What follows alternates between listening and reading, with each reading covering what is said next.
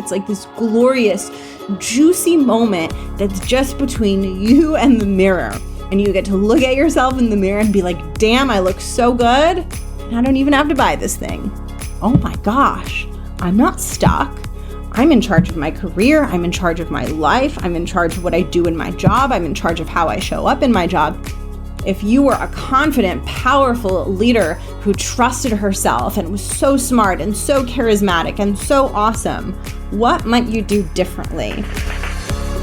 Welcome to The Art of Speaking Up, a podcast that helps professional women access the limitless potential that lies within them. I'm your host, Jessica Guzik, and my mission is to help you find that spark inside you that has the power to transform your career in ways you may not have thought possible. I'm so excited that you're here. And now, on to the show.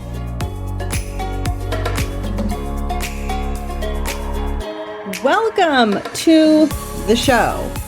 I am so happy that you're here. My name is Jess. I am the host and creator of this podcast.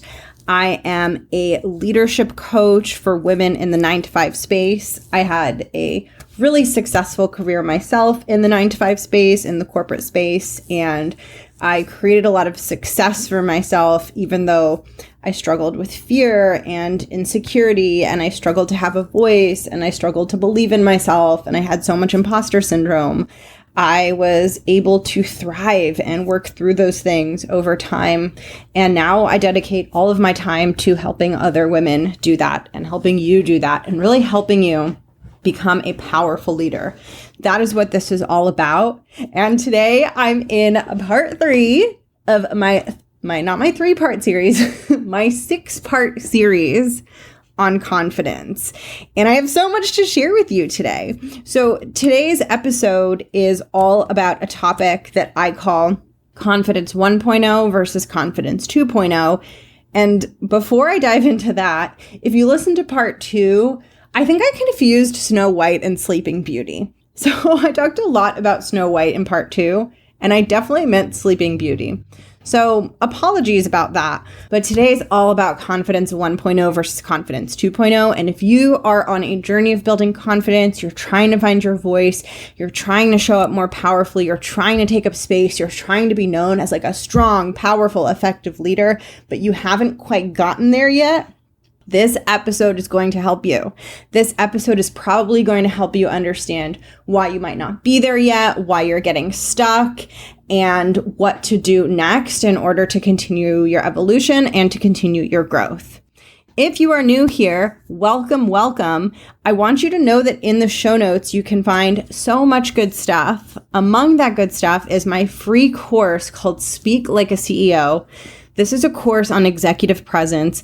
This is a course on how to speak up in a room in a way that will get you noticed, in a way that will help you come off as an authority, in a way that will help you sound like a strong, powerful leader that people gravitate towards, that people really want to listen to and pay attention to. This course is free. It is a 3-part video course. I've gotten incredible feedback that it is so helpful, so impactful, so fun. So I invite you to download it. It even involves a long section in the course where I teach you about executive presence, but I do it while drinking wine because I love wine. And like, why wouldn't I do that? You know, I had a thought in my head that was like, why would I teach executive presence while drinking wine? Why wouldn't I teach executive presence while drinking wine, right? So anyway, it's really, really fun and helpful and entertaining. And you can get it for free on my website, jessguzikcoaching.com/free resources. You'll also find it in the show notes. And there's all kinds of good stuff in the show notes. So take a look there. And now let's talk about Confidence 1.0 versus Confidence 2.0. I am so excited. This is such a clarifying concept. This is such a powerful concept. This is a concept that I use in my own life. This is a concept that I use with my one-on-one clients. This is a concept that you can probably start bringing into your day-to-day. So let's dive in. So here's how I want you to think about Confidence 1.0 and Confidence 2.0. Just like a 1.0 and a 2.0, like that whole idea of 1.0 versus 2.0 is like when a software developer creates an operating system or a piece of software or an app, right? There's like the 1.0 and then the 1.1 and whatever, right? So this is a play on that. And I really want us to think about that together for a minute, because when software gets updated and we go from like version 1.0 to version 2.0, it's not that version 1.0 was bad. It's just that version 2.0 is more powerful. But we can't get to version 2.0 if we don't build version 1.0. And that's kind of how this works. And that's kind of how Confidence 1.0 and 2.0 work in my mind. So I think of Confidence 1.0 as the foundational first steps of building confidence. And I think about Confidence 2.0 as that next level, those next more complicated steps that might be a little bit better and a little bit more effective than Confidence 1.0. But just like the operating system, just like the software, we can't build 2.0 off of 0.0, right? We need Confidence 1.0 before we can get to Confidence 2.0. So let me explain to you what they are. I'll start by explaining to you what they have in common. So both 1.0 and 2.0 are acts of confidence. They are you acting from a braver place, a bolder place, a strong place, a place where you feel a feeling inside you, a feeling strong and powerful, or you have a voice inside you that says, of course you can do this, or, oh my gosh, you're so much better at this than you're giving yourself credit for, or of course you can handle this hard thing, or of course you have more inside you to give, right?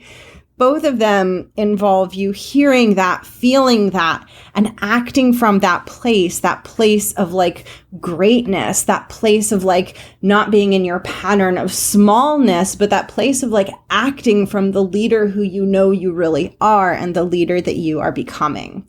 So both Confidence 1.0 and 2.0 really represent acting from that elevated place. And I'm going to give examples throughout this, so I'll help you envision what this looks like. Okay, now the difference between 1.0 and 2.0 is that Confidence 1.0 are confident actions that do not involve a lot of downside or a lot of risk. So you might be showing up bigger, leaning in more, doing something you haven't done before, acting braver, but in a context or a situation where there's not a lot of downside. No one can say no. No one can reject you. The chances that people are judging you aren't very high. That is Confidence 1.0. Confidence 2.0 is when you take confident action, but you do so in an environment or a context or a setting where you might get rejected. People might have thoughts about you. Someone might say no. Someone might judge you. So what they have in common is that in both of them, you're doing something new. You're stepping out of that comfort zone. You're acting from that bigger place.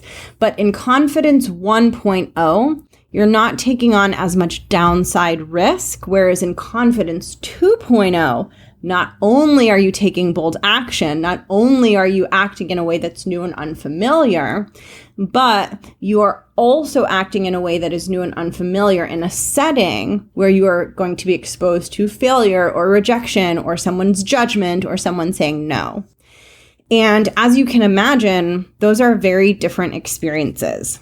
So here's what I'm going to do. I'm going to walk you through examples of each of these, of Confidence 1.0 versus Confidence 2.0, so you can get a feel for like what they are. Because as I talk about them, you are probably going to start being able to imagine your own life, your own career, your own job, your own situation, and start seeing where there's Confidence 1.0 opportunities versus Confidence 2.0 opportunities. Then, once I have walked you through the examples, I'm going to continue to help you understand the difference between them. And I'm going to talk about how they relate to each other on your confidence building journey.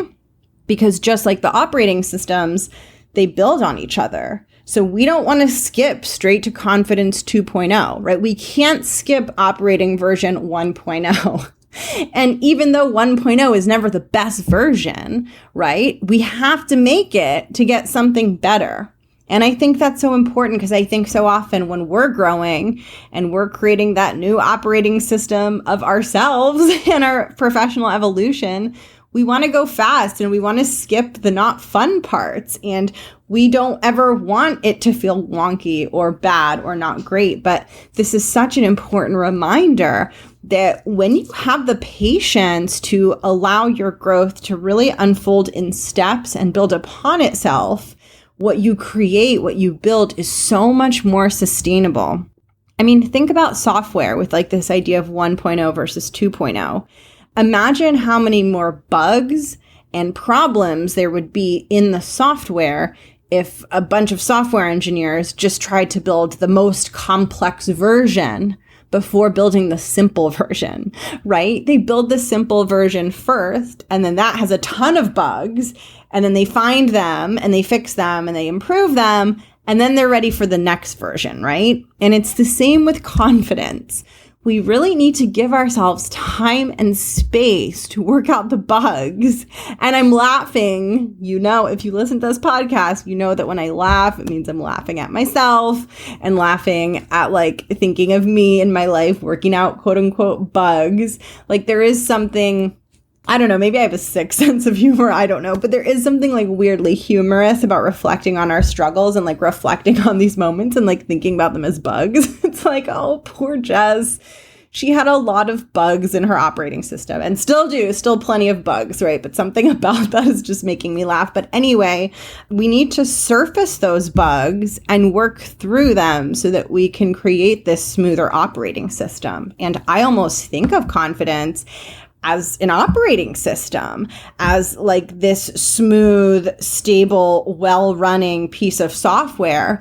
And the reason it runs well is because you've gone through so many iterations of it. You've worked through the bugs. You've been through the 1.0 version, right? And so, you know, and even though this is just 1.0 versus 2.0, our confidence journey evolves forever. It never ends. We're never done. We always have more to go. But with that, I'm getting a little rambly, so I'm going to now go into examples of the difference between Confidence 1.0 and Confidence 2.0. So I'm going to run you through a few different examples so that you can understand the difference and start to really apply this to your own situation. So, as a reminder, Confidence 1.0 is when you take new, brave action, but not in a way where you face judgment or rejection. And Confidence 2.0 is where you take new, brave action in a way where you do face judgment or rejection, or someone could say no. So here are some examples. Confidence 1.0 would equal doing better work so that you can get a promotion. So trying to really elevate your thinking and elevating your performance at work so that you can get promoted would be Confidence 1.0. Confidence 2.0 would be asking for a promotion. Do you see the difference? They both require bold action. They both require you to step up as a strong, confident, mature leader. But when you're just doing really good work and hoping and wishing for the promotion, you don't risk rejection. You haven't made yourself vulnerable versus Confidence 2.0. When you straight up ask for the thing that you want, you're risking rejection. You're risking a no. You're making yourself vulnerable. That's another example. This second example is a really interesting one. And this is one that I've been through a lot of cycles of myself. And this is one that my clients experience. Confidence 1.0 is taking the action of signing up to work with a coach. Confidence 2.0 is the work that you do with the coach, because inevitably when you start working with a coach, you begin taking steps out of your comfort zone and you begin taking brave action that you weren't taking before. So hiring a coach is this bold, exciting thing, but you haven't really put yourself out there until you get to work, and then you start finding the places in your career and in your life where you're showing up small and you start taking risks and taking chances and strategically stepping outside of your comfort zone. That would be Confidence 2.0. Here's another example. Confidence 1.0 would be deciding that you want a new role and browsing jobs. Confidence 2.0 would be applying for a job that you're not 100% qualified for. Again, both times you're taking action, but it's not until you put yourself out there where you might get rejected that you've moved into Confidence 2.0. Here's one last example. Confidence 1.0 would be speaking with more confidence and greater executive presence when it is your turn to speak in a meeting. So it's your turn to speak and you're like, all right, I'm going to show up big. I'm really going to deliver this time. That would be Confidence 1.0. Confidence 2.0 would be speaking when it's not your turn, speaking when you're not the expert, speaking when you're not sure if your idea is right or good or perfect, speaking when it's not your meeting, right? When it's not your turn to speak, when it's not your area of expertise, when it's not your meeting, then you're putting yourself more at risk when you decide to speak up versus when you know you have to speak up, you know it's your turn, you know you're going to get called on, and you're like, okay, I'm going to be more confident. Again, both of those examples and in all of these with the 1.0 and the 2.0, they're both like this new, awesome, amazing, brave action. But it is not until you move out of 1.0 and into 2.0 that you've made yourself vulnerable and you're risking rejection and you're risking someone saying no and you're risking judging you. And this is really, really important for you to think about and understand in your confidence building journey.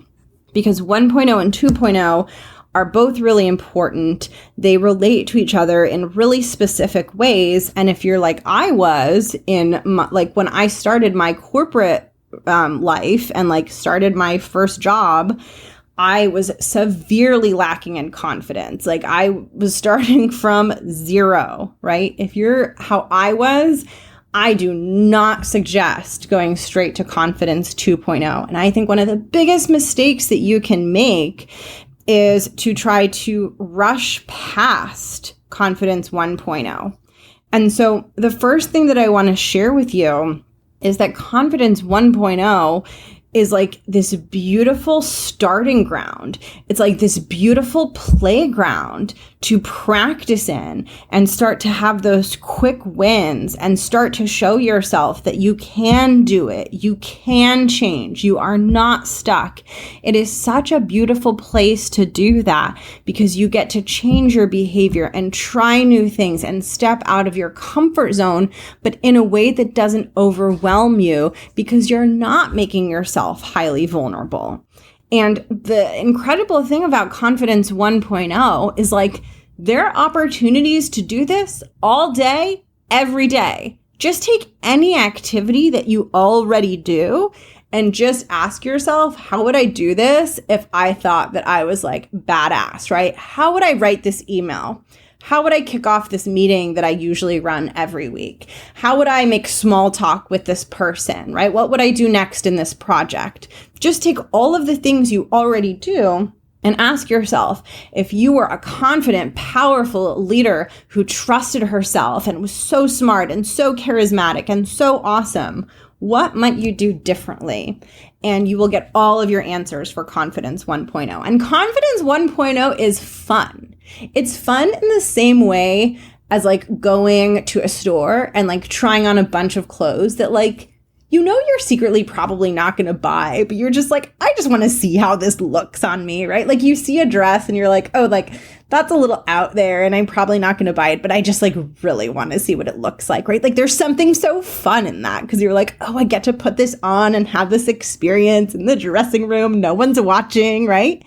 That's what Confidence 1.0 is like. You're trying on this new version of yourself. It's fun, it's good, it's exciting, and you don't even have to buy it. You get to do it in the dressing room all by yourself. It's this glorious, juicy moment that's just between you and the mirror. And you get to look at yourself in the mirror and be damn, I look so good, and I don't even have to buy this thing. So it's this low risk way to build yourself up. It's this beautiful way to start becoming this version of you that takes more actions, that thinks more deeply, that trusts herself more, that is more alive, is more playful, is more engaged, right? Confidence 1.0 is a fertile ground to begin your confidence building journey and eventually prepare you for Confidence 2.0.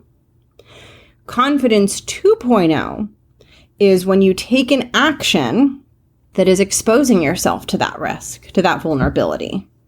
And what inevitably happens is you do enough Confidence 1.0, you start showing up a bit more. You start taking new action. You start really leaning into and trying on that version of you who is more confident, and things start to shift.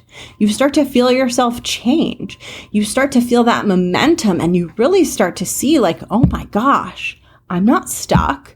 I'm in charge of my career. I'm in charge of my life. I'm in charge of what I do in my job. I'm in charge of how I show up in my job. And all of a sudden, your brain starts to open up to all these possibilities. And you're like, wait a minute, like where are all the other areas where I'm thinking that I have no control and I'm thinking that I'm stuck, but really there's more I can do. Really, it is in my control. Really, I can change how I'm acting and how I'm showing up. And that's when you start to identify the places that are Confidence 2.0, the places where you could try on a more confident action, but you may be exposed to rejection, or it may feel like people might be judging you, or it may feel really, really hard. And what I think is so important is that when we venture from Confidence 1.0 out into Confidence 2.0, we have to do so thoughtfully. So in my life, like in my own life of building my own confidence and being on my own journey, where like I am just on this journey of like continually strengthening myself, becoming more of myself, putting myself out in the world in a bigger and bolder way. I am continuously on that journey, and the way that I do it, and in the way that I work with my clients, and in the philosophy that underlies all of the work that I do, I believe that we need to venture out into Confidence 2.0 very thoughtfully and very cautiously, and with a little bit of thought and strategy behind it. And I say this from my own personal experience and knowing what has worked for me. When I am aggressively pushed to take scary action and make myself vulnerable and expose myself, and I do a lot of it at once in a really intense way, and I don't spend enough time playing in like the safe, happy Confidence 1.0, if I just shove myself into aggressive Confidence 2.0, I completely like swing back. The pendulum swings all the way back the other way. I get very overwhelmed. It feels awful. It feels like too much. And then I have a thought that's like, well, I'm never doing that again, right? And so this journey from 1.0 to 2.0 is really this careful choosing of, as I go into this territory where I'm going to be more emotionally exposed, where I'm going to be vulnerable, where I might feel some really tough feelings as a result of doing this, right? Because I'm putting myself at risk and I don't know how it's going to go.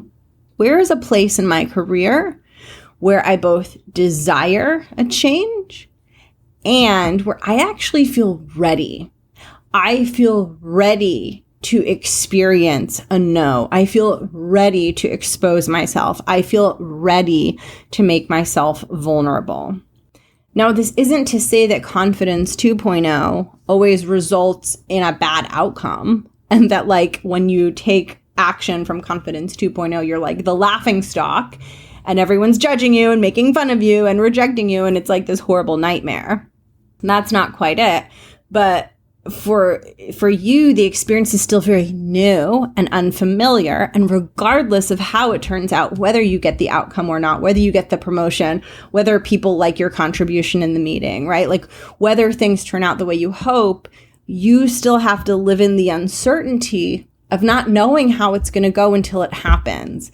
And that uncertainty is a lot to hold and a lot to bear, right? And then once you do the thing, then you'll know the outcome. And usually a lot of the times when I'm working with people, it's a really good outcome. Like they take Confidence 2.0 action and they get incredible support, and it turns out really, really well. And it's still a little tiring after because it was new and it was different and it was something that they hadn't done before.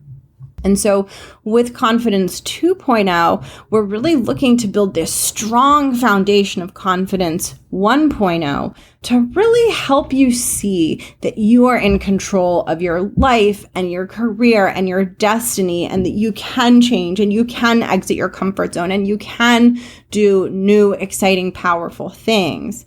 And then you get to make the choice to build upon that and venture out into this scarier territory. And when you consistently start taking action that falls into Confidence 2.0, and you really start doing those things that are new and scary and you're putting yourself out there, I like to call them big moves. I just like to call it making big moves, right? Applying for jobs that you're quote unquote underqualified for, talking to stakeholders explicitly about a promotion that you want, right? Like jumping in and taking more of a leadership role in like meetings and projects where maybe it's a gray area and like it's not quote unquote 100% yours, right? I just call these big moves.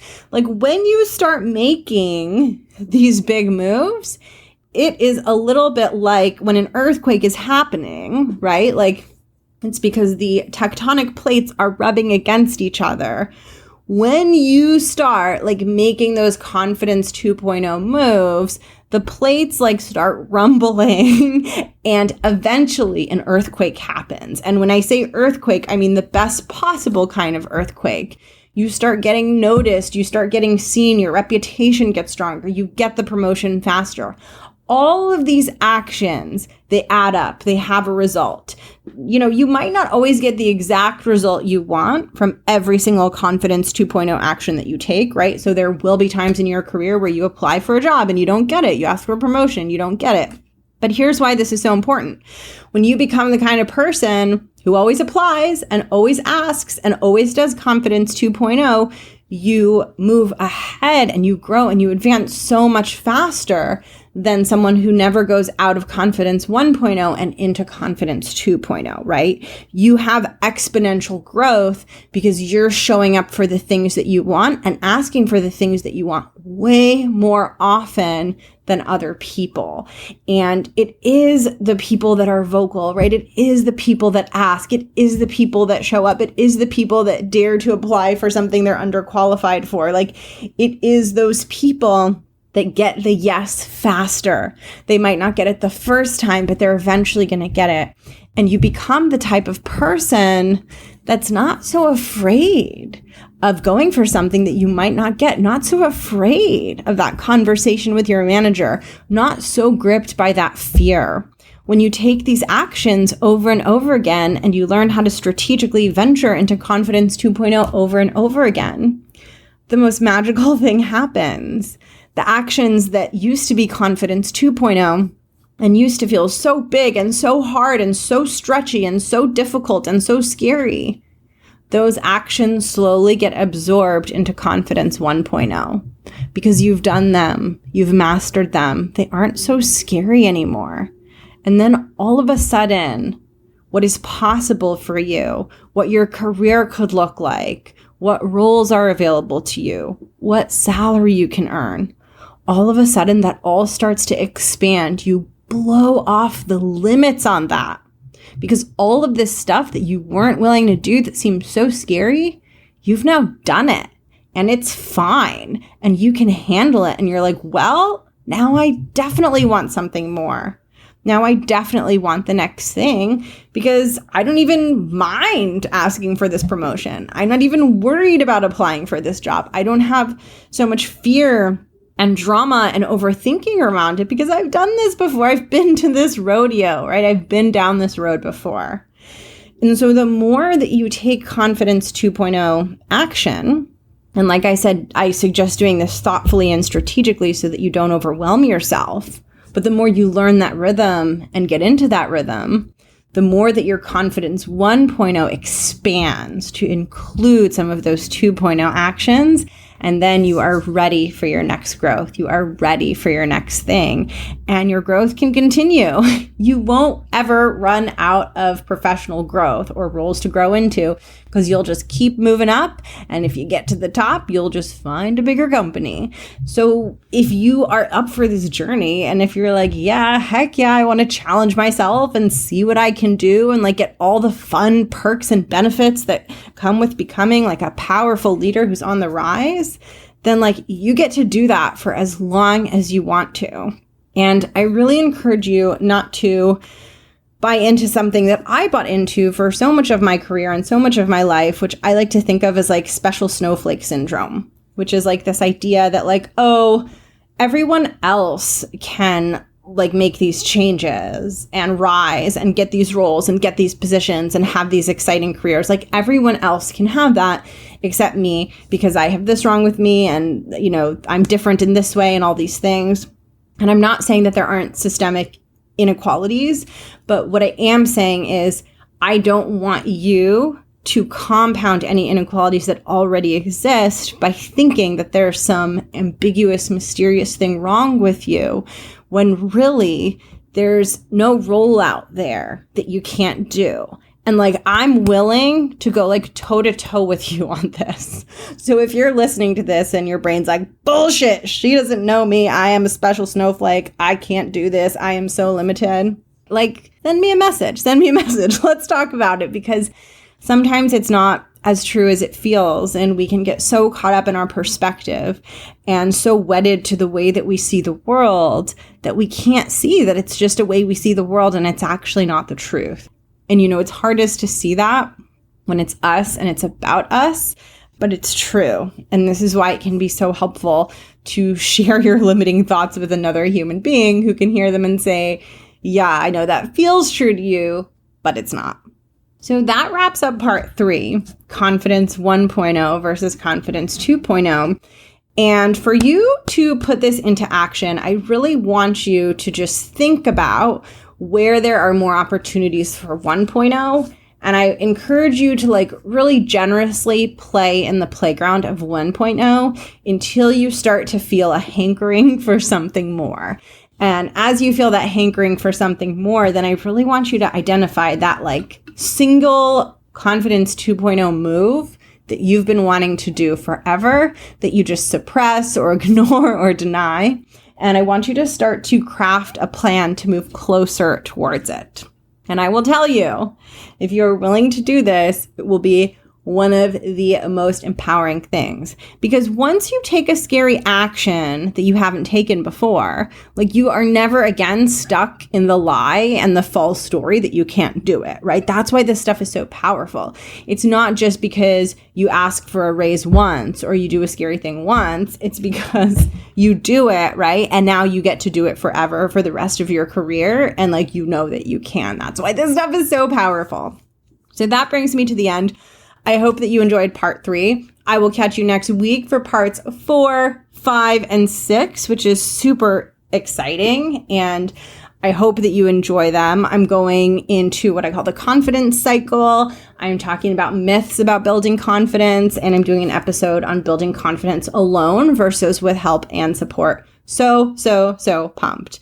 If you pop into the show notes, you'll find all of my information. And if you are ready to get serious and to really speed up the pace at which you're building confidence and the pace at which your career is evolving, I would love to invite you to work with me one-on-one. I can help you cultivate the inner strength and that inner confidence that you need to build lasting success in your career, while also working on the really, really tactical stuff. Like, how do you actually make these professional outcomes happen? Whether the outcomes you want are moving up faster or being a more powerful voice in a room, which, by the way, are both very strongly connected. I can help you, and I would invite you to check out my website or schedule a free intro session with me. Just check the show notes below for everything you need. And if you're thinking of working together, I suggest getting in now because my prices are going up in August. So if you reach out to me before August 1st, you get in at my old prices. I would love to meet you. It would be my honor to support you. And come join me on the interwebs. Follow me on IG. Come join the Facebook group. Again, I'll put everything below.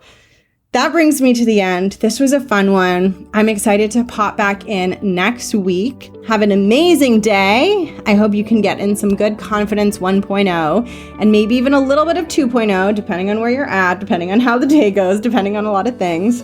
I'm sending you all my love, all my support, and I will catch you next week. Bye.